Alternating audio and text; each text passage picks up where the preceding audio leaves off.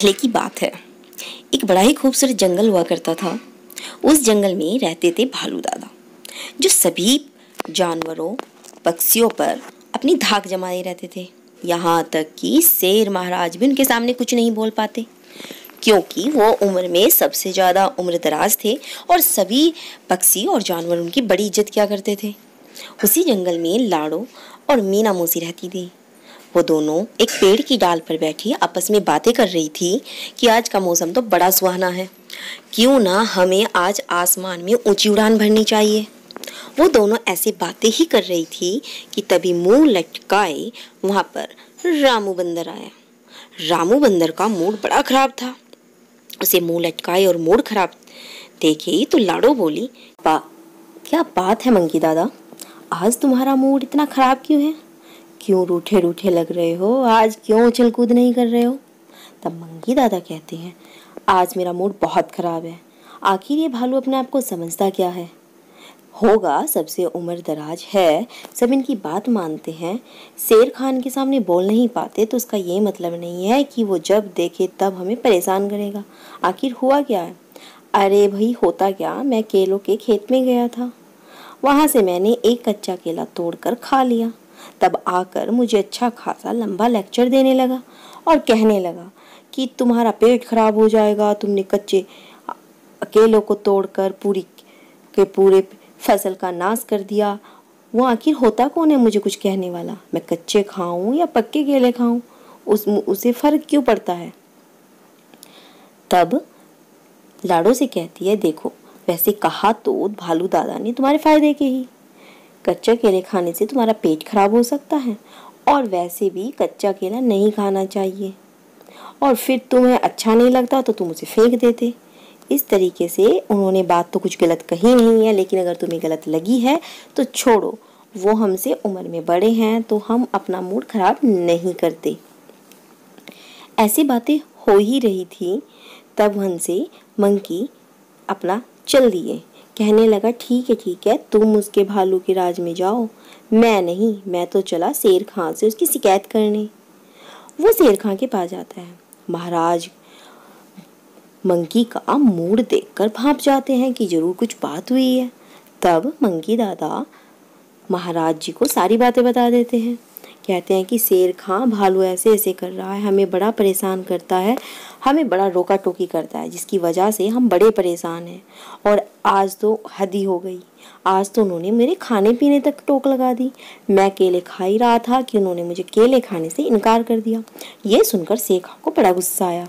उन्होंने कहा कि भालू दादा की जो दादागिरी है वो दिन पे दिन बढ़ती जा रही है, इसका तो कुछ ना कुछ करना पड़ेगा। तब शेर खां कहता है, ठीक है, मैं अभी भालू दादा के पास जाता हूँ। वो भालू दादा के पास गए। भालू दादा एक पेड़ की छाया के नीचे बैठे आराम कर रहे थे। देख, भालू दादा बोले, क्या बात है शेर खान, आज तुम बड़े गुस्से में दिख रहे हो। तब शेर खान कहते हैं, मैं तुम्हारा शेर खान नहीं हूँ, मैं इस जंगल का महाराज हूँ, मैं राजा हूँ इस जंगल का, मैं जो चाहूँ वो कर सकता हूँ। और आज से तुम मुझे शेर खान नहीं कहोगे, आज से तुम मुझे महाराज कहोगे। और बंदर के साथ तुमने क्या किया? तुमने उसके खाने पीने तक रोक टोक लगाई। हम तुम्हारी सम्मान करते हैं, लेकिन इसका मतलब ये नहीं कि तुम जंगल के सभी जानवरों पर अपना रौब चलाओगे। इसलिए मेरा फैसला है कि तुम आज ही नहीं, अभी और इसी वक्त इस जंगल को छोड़ चले जाओ, क्योंकि तुम्हारी वजह से हर जानवर और पक्षी बड़ा परेशान है, क्योंकि तुम हद से ज़्यादा उन पर रोक टोक करते हो। महाराज हम हैं, लेकिन हमेशा राज तुम अपना चलाते हो, इसलिए आज से तुम ये जंगल छोड़कर जा सकते हो। भालू दादा को शेर खां की ये बात बिल्कुल पसंद नहीं आई और वो गुस्से में बिना कुछ वहां से कहे जंगल छोड़ने का फैसला किया। उन्होंने कहा है, ठीक है, मैं ये जंगल छोड़कर जा रहा हूँ। उन्होंने अपना डेरा दूर किसी जंगल में लगा लिया। वहीं एक दिन लाड़ो और मीनू चिड़िया आपस में बैठी बातें कर रही थी कि जब से दादा गए हैं ना, पूरा जंगल सुनसान हो गया है, जिसे देखो वो अपनी मन की करता रहता है और महाराज भी कुछ रोकते टोकते नहीं है। जंगल का सारे नियम बदल चुके हैं, ना जाने अब क्या होगा। एक दिन की बात है, शेर खां अपनी गुफा में सो रहे थे। तभी उनके पास रामू कबूतर आता है। रामू कबूतर शेर खां को कहता है कि दूसरे जंगल का जो शेर है वो हमारे जंगल पर हमला करने की बात कर रहा है, क्योंकि वो चाहता है कि वो इस जंगल पर राज करे, क्योंकि वो इस जंगल की शांति को जानता है कि इस जंगल में सभी बड़े प्रेम से रहते हैं। इसीलिए उसने फैसला किया है कि वो इस जंगल का महाराज बनेगा। मैंने आपको ये सूचना दे दी है क्योंकि ये मैंने खुद अपने कानों से सुनी, क्योंकि मैं दूसरे जंगल में सैर करने गया था। ये सुनकर महाराज जी बड़ा परेशान हुए। वो कहने लगे, कबूतर जाओ, तुम मेरी सलाहकारों को बुला के लेके आओ, देखते हैं आखिर करना क्या है। शेर खां बड़ी चिंता में थे। उधर कबूतर उनकी सलाहकार मीनू और लाडो को बुलाकर ले आया। वो आपस में सारी बातें बैठकर सुनने लगे। तब मीनू कहती है, देखो महाराज, हम दूसरे जंगल के किसी भी जानवर का मुकाबला नहीं कर सकते। शेर खां कहता है, हाँ भाई, मुझ में भी इतनी ताकत नहीं है कि अगर उसने हम पर हमला किया मैं तुम्हें बचा सकूं। अब बताओ करना क्या है। तब लाडो कहती है कि महाराज, इसके बारे में तो सोचना पड़ेगा। तभी मीनू झट से कहती है, अरे महाराज जी, जो हमारे भालू दादा थे ना, उस जंगल के राजा यानी कि जो शेर खां हैं, उनके पिता के गहरे मित्र हैं और आपस में मैंने हमेशा उन्हें बातचीत करते हुए देखा है।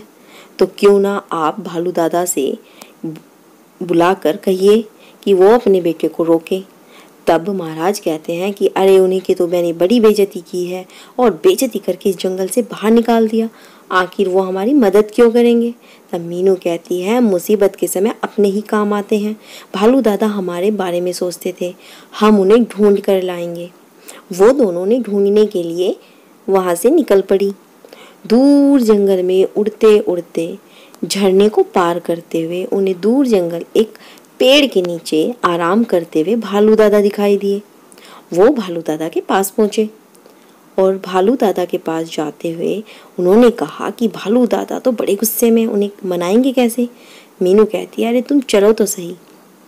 तब भालू दादा उन दोनों को देखकर कहता है, तुम इतनी दूर जंगल में क्या करने आए हो?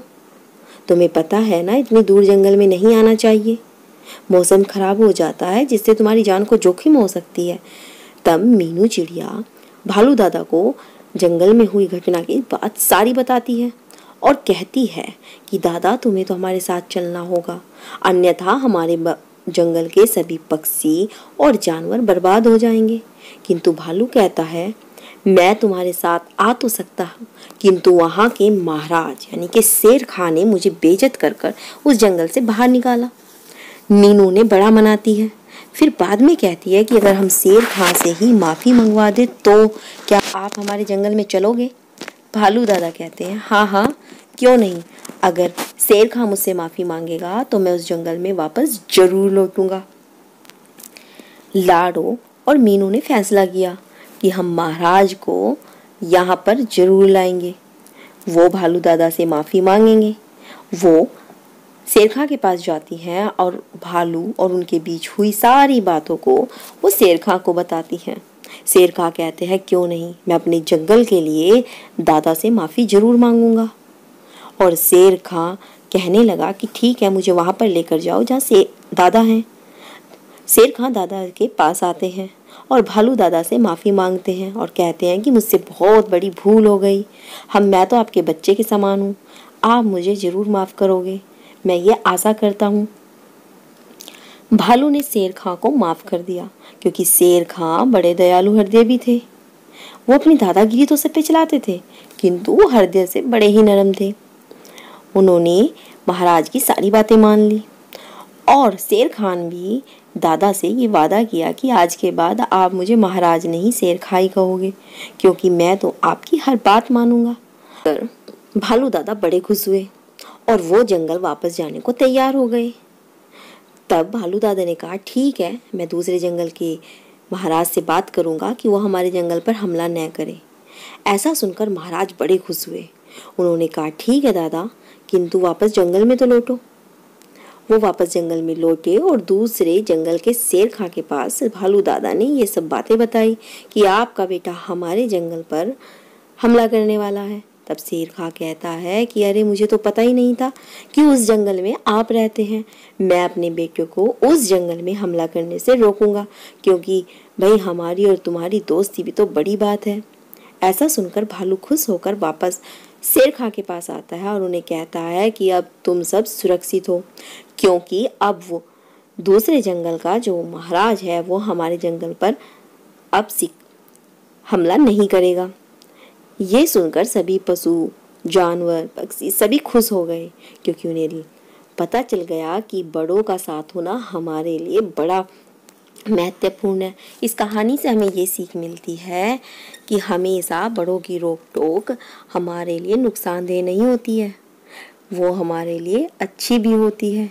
बड़ों को हमें कभी मान सम्मान से नहीं वंचित रखना चाहिए, उनका भरपूर मान सम्मान करना चाहिए, क्योंकि एक वक्त आने पर वो ही हमारी छत्र छाया होते हैं। तो ये कहानी आपको कैसी लगी आप हमें कमेंट सेक्शन में ज़रूर बताना। साथ ही साथ चैनल को लाइक शेयर सब्सक्राइब करना बिल्कुल न भूलना। बेल आइकन बटन प्रेस करना ताकि आपको आने वाली सभी वीडियो का नोटिफिकेशन मिल जाए। तो चलिए मिलते हैं हम आपको नेक्स्ट वीडियो में। तब तक के लिए जय हिंद, जय भारत। और हाँ, ऐसी ही मज़ेदार कहानियों के लिए आप हमारे चैनल का बेल आइकन बटन प्रेस करना न भूलें। तो चलिए मिलते हैं आपको नेक्स्ट वीडियो में।